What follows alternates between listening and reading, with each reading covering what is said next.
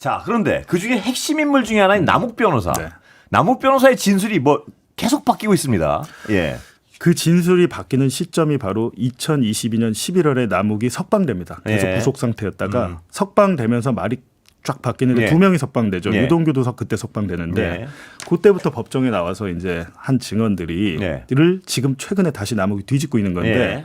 2022년 11월에 남욱이 나와서 2013년 14년에 내가 유동규 성남도시개발공사 기획본부장에게 뭐 돈을 몇 억을 줬습니다. 예. 근데 이 돈이 당시에 이재명의 측근인 정진상과 김용에게 갔다고 그 형들한테 갔다고 예. 들었다고 이제 증언을 다 해놓은 예. 거예요.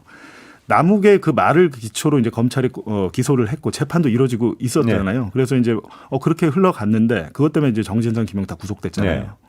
그렇게 했는데 지난달 17일 재판에 남욱이 나와서 사실은 내가 유동규한테 돈은 줬는데 네. 그게 그 형들한테 갔다는 거는 네. 내가 그 당시에 몰랐던 일이고 네. 내가 검찰 수사를 받다가 피의자 신문을 한 100번 이상 네. 받았대요. 3년 네. 동안 너무 오랜 기간 검사와 앉아가지고 조사를 하면서 말을 네. 하다 보니까 제가 가만히 생각해 보니까 그건 제가 알았던 사실이 아니고 검사가 저한테 알려준 사실이었습니다. 황당한 내용인데요, 이것도. 예. 그러니까 이제 재판장이 황당한 거잖아요. 황당하죠. 재판장은 지금 재판을 하다가 예. 너 지금 2년 전에 했던 말을 완전히 뒤집었는데 당신은 변호사인데 네. 변호사 자격증을 갖고 있는데 지금 이거 위증죄 될 수 있는 거 네. 알고 있지. 이거 지금 되게 심각한 거야 네. 라고 얘기하니까 설명을 합니다. 예. 너무 많이 조사를 받다 보니까 헷갈리고 이게 내가 아는 건지 들은 건지 지금 모르겠다라는 네. 사실을. 근데 지금 와서 보니까 검사가 한 말이다. 라는 게 하나 있고 예. 더 있습니다. 이게 그 전에는 대선 전에는 정영학 회계사가 사실은 그 검찰 수사의 키맨이었잖아요. 네. 정영학 회계사가 정리한 그 정영학 녹취록이나 회계 자료가 없었으면 예. 검찰이 기소할 때 그 숫자가 굉장히 어렵잖아요. 네. 그 배임 액수를 4,895억 원 이렇게 특정하기 어려운데 네. 정영학 회계사가 법정에 나와서 뭐라 했냐면 검찰이 그 배임 액수 4,895억 계산한 그 근거 자료가 내가 적은 게 아니다. 예. 검찰이 적은 거다. 아. 라고 돼 있어요. 평당 분양가가 있잖아요. 네. 그 분양가는 나는 뭐 1,400으로 했는데 네. 검찰이 나중에 거기다 1,500이라고 엑셀 파일에 바꿔놨더라. 예. 라는 걸 합니다. 배임액수 그러니까 이재명에 대한 배임액을 늘리기 위해서 네. 검찰이 증거물에 손을 댔다라는 법정 증언을 그건 했어요. 엄청난 증언인데요, 이거는. 그렇죠. 예. 엄청난 증언인데 이게 사건이 오래된 데다가 복잡한 데다가 네. 하다 보니까 사실은 언론 매체에서 잘 조명은 안 되는데 네. 어찌됐든 계속해서 지금 법정에서 윤석열 검찰에서 이 사건을 어떻게 회유하고 예. 진술을 회유하고 증거를 조작했는지 하나씩 예. 나오고 있습니다. 그 말씀하셨듯이 윤석열 검찰에서는요. 네. 지금 상황을 거꾸로 이렇게도 얘기할 것 같습니다. 뭐냐 정권 바뀌니까 지금 거짓말하는 것이다. 이런 주장을 뭐 분명히 할 것 같은데요. 어떻게 보십니까? 지금 남욱이 저렇게 법정에서 증언을 번복한다고 해도 자기에게 유리할 게 없는 게 예. 저렇게 되면 또 위증죄로 기소될 수 있거든요. 예. 지금 자기가 위증을 감수하고라도 내가 얘기를 하겠다는 건데 네. 물론 말은 계속 바꿔왔죠. 그래서 예. 남욱의 진술이 왜 문제냐면 당시에 이제 그 남욱이 유동규한테 돈을 줘서 예. 성남도시개발공사라는 걸 만들게 했는데 그때 예. 당시 성남시의회 의장이 최윤길 예. 의장이었잖아요. 예. 근데 최윤길이 무죄가 나왔습니다. 2심에서. 예. 왜 무죄가 나왔냐면 2심 판사가 보니까 내가 당신 남욱 보니까 네. 앞뒤가 말이 안 맞아. 네. 못 믿겠어. 이렇게 네. 된 거예요. 예. 요 논리를 지금 대장동 재판 위례 뭐 아파트 재판 이렇게 가면 그냥 무죄예요. 예. 예. 남욱이 지금 가장 결정적인 건데 이거는 제가 수사 기록 전체를 본 입장에서 어떤 생각이 네. 드냐면 당시에 유동규가 석방되면서 네. 석방되자마자 첫 조사를 받을 때 예. 본인의 그 동거녀는 예. 처벌하지 말라달라는 자필 탄원서를 냅니다. 예. 남욱도 마찬가지예요. 예. 남욱도 그 범죄 수익을 은닉하고 뭐 하는 과정에서 본인의 부인이 연루가 예. 있었어요. 그러니까 예. 제가 생각하기엔 두 가지죠. 예.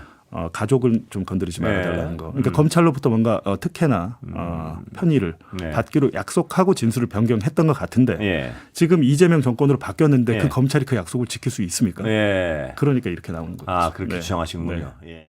대장동 사건의 핵심 증인 남욱 변호사가 최근 법정에서 수사 중 검사들에게 전해 들은 내용을 그대로 진술했다고 폭로한 것으로 알려지면서 파장이 일고 있습니다.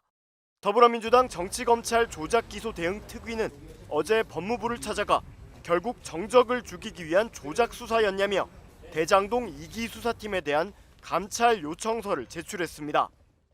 누명을 씌우기 위한 목표 아래 피의자를 회유하고 그 과정에서 드러나는 별건의 혐의는 은폐를 하고 또 직접 위조한 증거를 제시하며 피의자의 기억에 혼란을 일으키는 등 갖은 수법을 동원해서 앞서 남욱 변호사는 유동규 전 본부장을 통해 이재명 대통령의 측근인 정진상 전 민주당 정무조정실장과 김용 전 민주연구원 부원장에게 뇌물 3억 원을 건넸다고 증언했습니다. 지난 2022년 11월 재판에서 당시 동규가 높은 분들에게 전달할 돈이라고 했고 그들을 정진상 전 실장과 김용 전 부원장으로 알고 있었다는 취지로 말했던 겁니다. 하지만 지난 19일 남 변호사는 대장동 위례 성남FC 관련 사건 공판에서 당시엔 전혀 몰랐던 내용이고 2021년도에 수사를 다시 받으면서 검사님들에게 전해들은 내용이라며 뇌물 관련 증언을 180도 뒤집었습니다. 남 씨는 3년 넘게 수사받고 4년 넘게 재판받으면서 심리적으로 위축돼 불투명하게 증언한 부분이 있다며 검사님들이 그게 팩트라고 하니까 수사기관에서 그렇게 들었으니 그런가 보다 이런 식으로 진행됐다고 주장했습니다.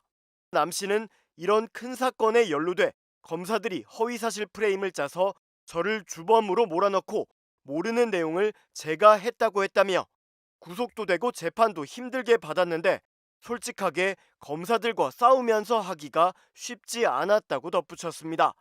검찰 수사와 재판 과정에서 수차례 발언을 뒤집은 전력이 있는 남 씨는 윤석열 정권 때인 2022년 11월 구속 만기로 석방된 뒤 정진상 전 실장 등에 불리하게 증언했다가 정권이 교체된 뒤부터는 조금씩 기존과 다른 태도를 보여왔습니다.